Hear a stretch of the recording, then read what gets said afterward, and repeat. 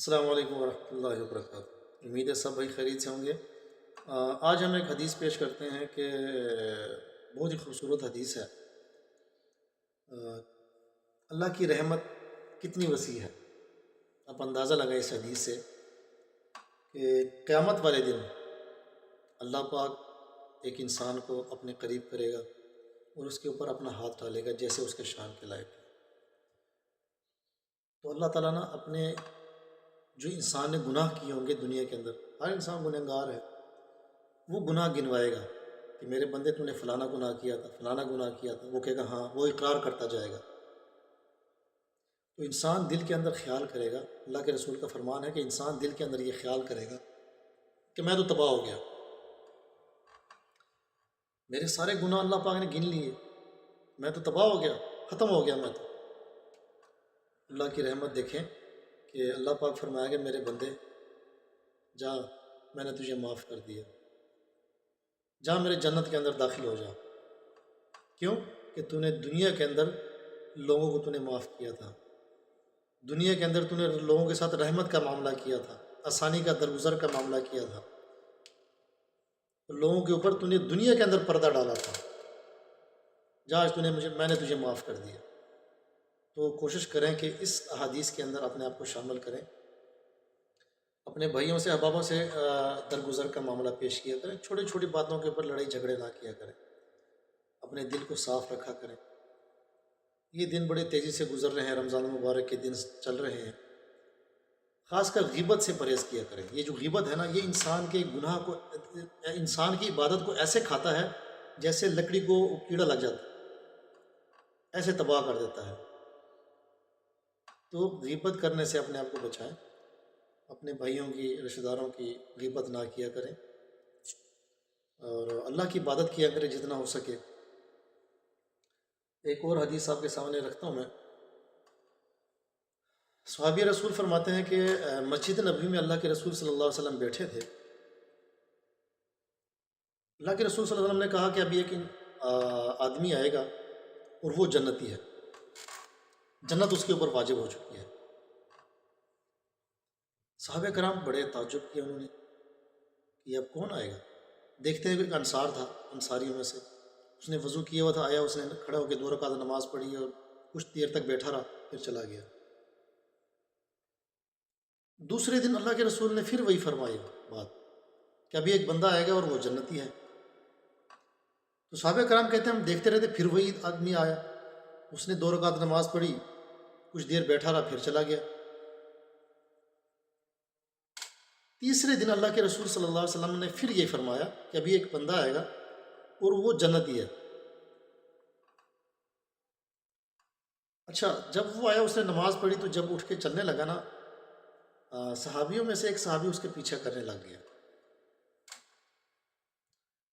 تو جب اس کا پیچھا کرنے، اسے گھر کے پاس وہ پہنچا، تو اس نے جب پیچھے دیکھا ایسے، تو اس نے کہا بھائی میرے لائق کیا خدمت، کیا حکم؟ اس نے فرمایا کہ جو اس کا پیچھا کر رہا تھا، اس نے کہا کہ یار میں نا اپنے والد صاحب سے میں نے تھوڑا جھگڑا کیا ہے۔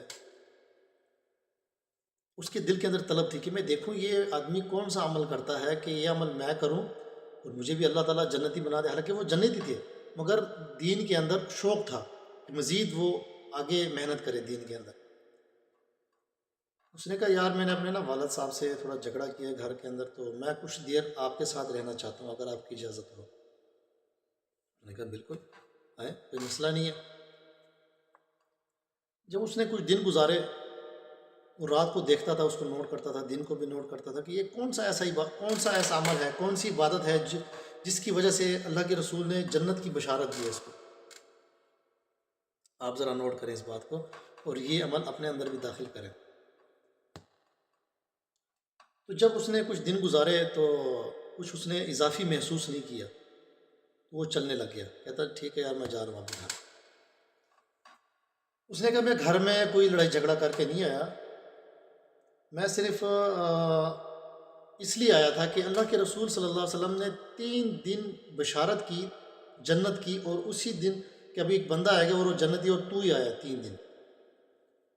تو میرے دل کے اندر یہ خیال آیا کہ میں دیکھوں کہ میرا بھائی کرتا کیا ہے، پر میں نے تیرے اندر تو کوئی اضافی عمل تو نہیں دیکھا، وہی عمل جو تو کرتا ہے وہ میں بھی کرتا ہوں۔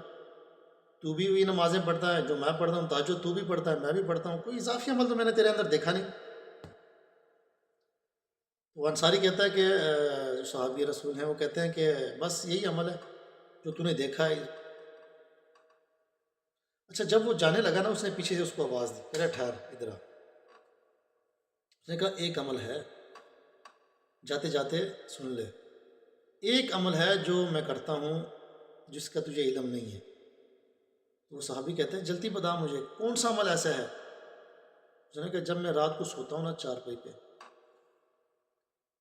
تو میں اپنے دل کو نا بالکل صاف کر دیتا ہوں شیشے کی طرح، اور کہتا ہوں یا اللہ، میرے ساتھ جس نے برا کیا، جس نے میرے ساتھ زیادتی کی، جس نے میرے ساتھ جو بھی مسئلہ پیش کیا نا، میں نے سب کو معاف کر دیا۔ میں اپنے دل کو نا بالکل صاف رکھتا ہوں شیشے کی طرح۔ یہ نہیں کہ رات کو سوتا ہوں اور دل کے اندر خیال آتے ہیں کہ میں نے صبح فلانے کے ساتھ یہ کرنا ہے، فلانے کے ساتھ یہ کرنا ہے، اس کے ساتھ میں نے ایسے لڑنا ہے، اس طرح کی ذہن کے اندر باتیں گھمانا اور اسی باتوں کے اندر وہ سو جانا، یہ کام میں نہیں کرتا۔ رات کو جب میں سوتا ہوں نا اپنا دل صاف کر دیتا ہوں اور اللہ سے یہی دعا کرتا ہوں کہ اللہ میں نے سب کو معاف کر دیا۔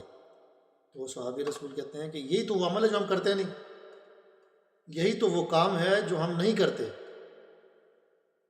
کہ جس کی وجہ سے اللہ تعالیٰ نے تجھے جنت کی سرٹیفکیٹ جاری کر دی ہے۔ تو امید ہے کہ اپنے دلوں کو صاف رکھا کریں، اپنے بھائیوں کے لیے، بہنوں کے لیے، رشتہ داروں کے لیے، ہمسایوں کے لیے۔ انشاءاللہ اللہ پاک ہمیں بھی جنت کا سرٹیفکیٹ جاری کرے اور صحیح معنوں میں دین کی سمجھ عطا فرمائے۔ جزاک اللہ۔